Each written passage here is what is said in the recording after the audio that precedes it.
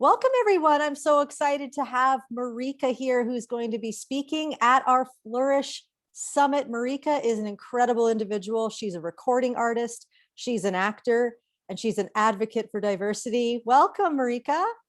Thanks, Connie. Thanks for having me. This is so exciting. We get to do an interview together. You know, we've known each other for a long time, and I am just so thrilled to have you a part of our summit because I know you. I know the quality that you bring to everything that you're about.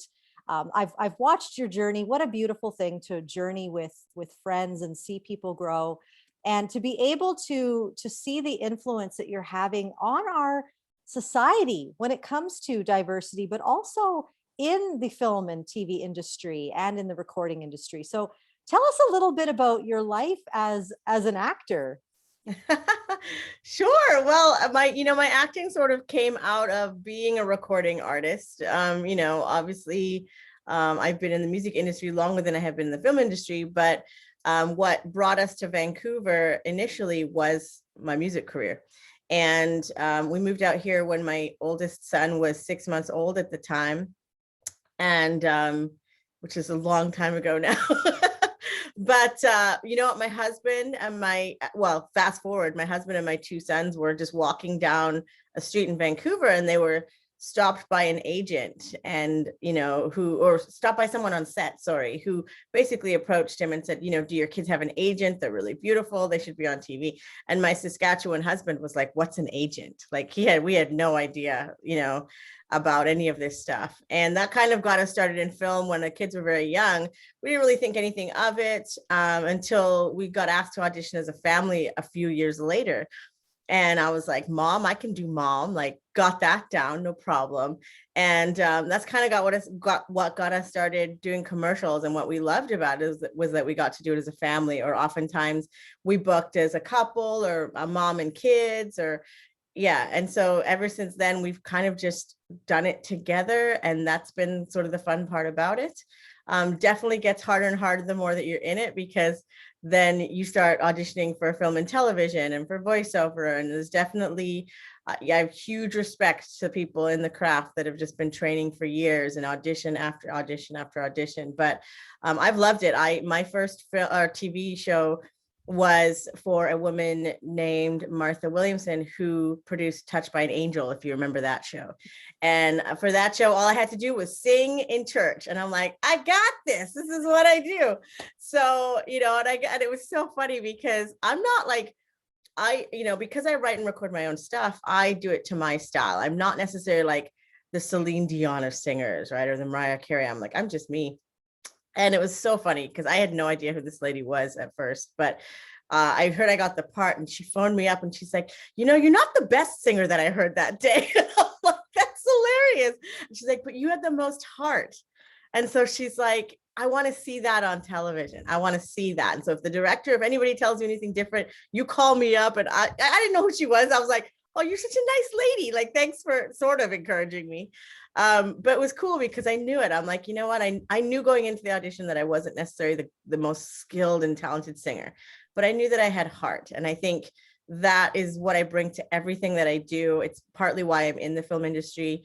There's been amazing doors that have opened for me. And, just recently, just filming on the CW Superman and Lois has been the most exciting thing, because I get to be part of like a superhero universe. So it's been really exciting, Connie. And yeah, for me, it's definitely a passion to see more inclusivity, because growing up on television, I think I had like the Cosby Show and Fresh Prince of Bel-Air, to be encouraged and inspired by in terms of artists. And, even in the music industry, that in Canada, especially, there are less, women of color on the radio and, in both mainstream and gospel industries. And it shouldn't be that way. We should be able to see ourselves represented. Everybody should be able to see themselves represented all over the place in media. So yeah, it's definitely a passion of why I'm a part of it, why I stay in it. It's really fun too. So well, I remember the first time I heard you on the radio, I was just driving in my minivan with my two little kids at the time, and I screamed. I'm like, oh my goodness, that's Marika. Like, it was so cool. And then even to see you and your kids, I remember watching Mighty Ducks. with my Yeah. boys, and there's your son. And it is so beautiful. And I love what you said about seeing everybody represented, because Mhm. it gives them hope. It allows them to say, hey, maybe I could one day be on TV. Yeah. But if you don't see yourself there, you don't see people who look like you, sound like you don't even know it's a possibility. So I love that you create possibilities for people. You're all about that. I am all about that. Well, and I think innately, like our, part of the human condition is to really, there's a desire to really live what's inside of you. And I think a lot of people, and it's something we learn as kids, and then somewhere along the way, we get told, okay, now this is the way you have to be. And I just don't think I was ever like that. I had great parents growing up that were like, you do you. And I'm like, okay, because I'm a little bit crazy, but I'm totally like, I've got enough gumption for the whole world. And so I think it makes people feel alive. I think it makes people feel like they have a purpose. And I'm all about that. And I think through that purpose, people can really shine and change other people's lives too, which is just, I think, how life should be. Yes. Well, and that's flourishing, isn't it? You have such Yeah, a heart for absolutely. mental health and people to find their purpose. Maybe tell us a little bit about where that comes from. Yeah, well, you know what? I mean, I'm an artist, and I think a lot of people know that artists can be very emotional. I think because we're deep thinkers. I think because, to be an artist, you are literally creating things that have not yet been created. And so there's a lot of weight to that. There's a lot of weight of, well, what if I create and people don't like it? And so a lot of people, I think everyone innately, Connie, is born an artist. I think as you grow up, you either push it aside or you don't. It's why you see people who are accountants that are in like bands that play in the clubs at night, because they've got that creativity. Or someone's an artist by night and a teacher by day. And so I think we all have a little bit about that in us. And I think because of that, mental and emotional health is so key, and it's something that is still very much of a foreign concept in terms of our health. For many years, many years, it's okay to take a sick day because you're feeling sick. I got a stomach ache, or I whatever, you got the flu or whatever, and that's always been acceptable. But it's been not as acceptable to look after our mental health. And I think because it's always been seen almost in a negative light, like, oh, something's wrong with your mental health, then something must be wrong with you, when it's actually just the way your humanity is, the way that you're made up. And I think as artists, for me, as definitely as artists in film and music, it can be some of the most stressful, challenging environments to be in, and yet some of the most positive, influential environments to be in. And my dad is a psychiatrist, but he's very holistic. And as a young person, I always had empathy for mental health patients, because I would be at church and a lot of his patients would be at church, and they would think that they could come talk to me because my dad's the doctor. I used to get so scared because I'm like, I'm not the doctor. But what it made me realize was that everybody is human and everyone has their thing. And I think, for me personally, especially growing up in church, we didn't talk about mental health. When something was wrong, it was kind of pushed to the back, or like, no, just, deal with it somewhere else. And I think there was something in me, and I think, definitely influenced by my dad, that, it's about what you eat. It's about what you're eating. It's about how you're exercising. It's about what you're reading, what you're putting into your heart, what you're putting into your soul. And I think all of that transcends what you eventually just emit out. And so I think and actually too, it's not about fixing. And I think this is the thing with mental health, is that we think we got to fix something. And I've just learned as an artist that you might never fix it. Like, it sounds terrible, but it's not terrible. It's just that, there's some days where you're on such a high and that you can get a lot done. And maybe then you put your art out there, or you do a job, or you do an audition, and you have a bad day, and you're like, oh my gosh, I just need to like sit in my bed and just like watch Netflix for a day. And, and it's not a horrible thing. It's just your body and your mind telling you to take care of yourself, So I think in all aspects of what we do, being able to take care of ourselves, acknowledge that we're, maybe not okay, and then doing something about it is okay. And to normalize that, not to make people feel like you're less than because of something to do with your mental health. That is so good and so well said, Marika. Like, you hit so many gold nuggets on all of that. Just talking about finding beautiful ways to remember of what makes us feel alive. Like, I love, of course, I'm an artist too, Yeah. little corporate by day, little hip hop by night. Yeah. Absolutely, Connie. And you're one of the, I love seeing your journey because you go through so much in life and yet you exude so much joy.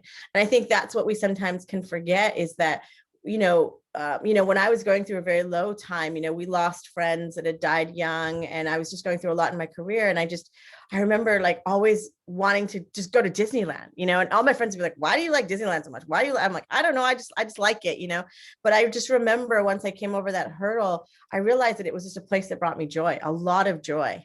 And I think we sometimes forget that it's okay to just go to those places, and do the things that actually bring you joy. Because I think that's sometimes what allows you to overcome and flourish. Like this is the best thing about, the Flourishing Life Summit is that we don't want to just survive. We want to thrive. We want to flourish. And I think people just need to hear that message more. You don't have to just like do life and just get by. You can actually do it flourishing and in abundance with provision, with everything that you need to actually go and do your dream and live the life that you want to live.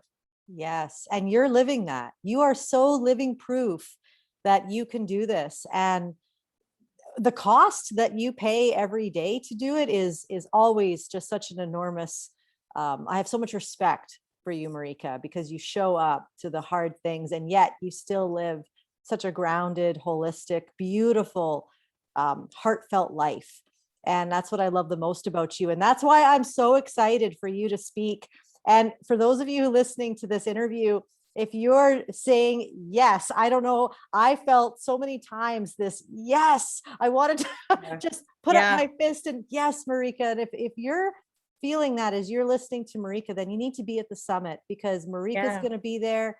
It's going to be incredible. I'm so excited about the opportunity for people to come alive. Yeah, I am too, Connie. And you know what? I guess what I want to say to people who are even thinking about it on the fence, there's so many times where I would, see conferences like this, and I may have only known a handful of the speakers, but I think people don't realize how much this actually just rejuvenates you and refreshes your soul to just do the next thing that you're supposed to do. And so, whether it's coming up in people's Facebook feeds or their Instagram feeds, that's like a big sign. Like you literally need to pay attention. And if you're not used to like going with your gut and just going with it instead of like, trying to rationalize, well, should I spend my money here? Do I have the time?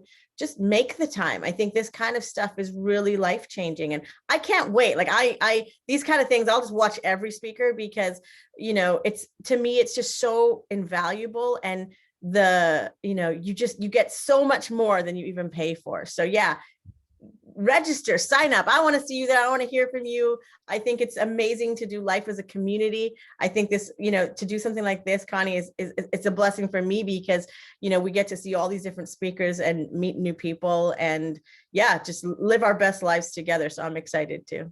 Yeah, that's awesome. Well, on that note, everyone, I'm going to put the link to register below and get on it because it's going to be incredible. It's only $97 for 3 days. You can upgrade to VIP or just come general. You're going to get lots out of it no matter what. And we will see you there. And thank you again, Marika. Oh, thanks for having me, Connie. I'm excited for the summit.